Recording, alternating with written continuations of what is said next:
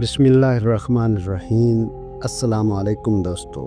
عظیم اور دائمی رحمتوں والے خدا کے نام سے، اے وہ کہ جب بندہ اس سے مانگے تو اسے دیتا ہے، اور جب وہ کسی چیز کی امید رکھے تو اس کی آرزو پوری کرتا ہے۔ جب وہ اس کی طرف بڑھے تو اسے قریب کر لیتا ہے۔ جب وہ کھلم کھلا نافرمانی کرے تو اس کے گناہ پر پردہ ڈالتا اور چھپا لیتا ہے، اور جب وہ اس پر بھروسہ کرے تو اس کی ضرورت پوری کرتا ہے۔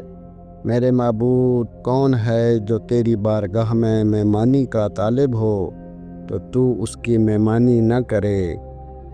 کون ہے جو بخشش کی آس لے کر تیرے دروازے پر آئے تو تو اس پر احسان نہ کرے؟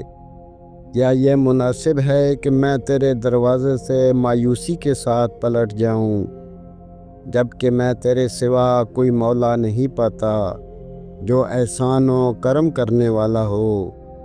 پھر کیوں تیرے سوا کسی سے امید رکھوں جبکہ ہر بھلائی تیرے ہاتھ میں ہے؟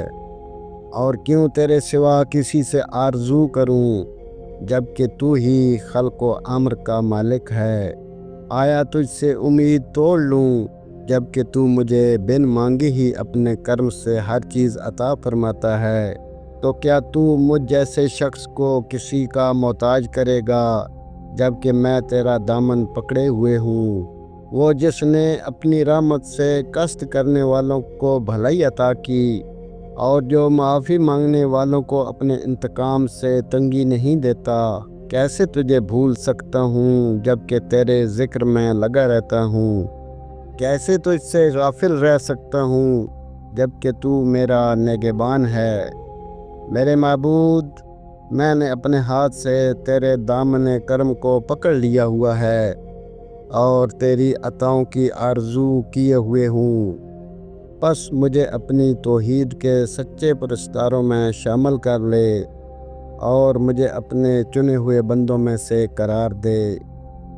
اے وہ کہ ہر بھاگ کر آنے والا جس کی پناہ لیتا ہے اور ہر سائل جس سے امید رکھتا ہے، اے بہترین امید بر لانے والے، اے بہترین پکارے جانے والے، اے وہ جو سائل کو کبھی نہیں ہٹکاتا اور وہ آرزو مند کو مایوس نہیں کرتا، اے وہ جس کا دروازہ پکارنے والے کے لیے کھلا ہے اور امیدوار کے لیے پردہ اٹھا ہوا ہے، بواسطہ تیرے کرم کے سوال کرتا ہوں کہ مجھ پر اپنی عطا سے ایسا احسان فرما جس سے میری آنکھیں ٹھنڈی ہو جائیں، اور ایسی امید میں دے کہ جس سے میرے دل کو چین آ جائے، ایسا یقین عطا کر کہ جس سے دنیا کی مصیبتیں میرے لیے ہلکی ہو جائیں اور میری سمجھ بوجھ پر سے نادانی کے پردے دور ہو جائیں۔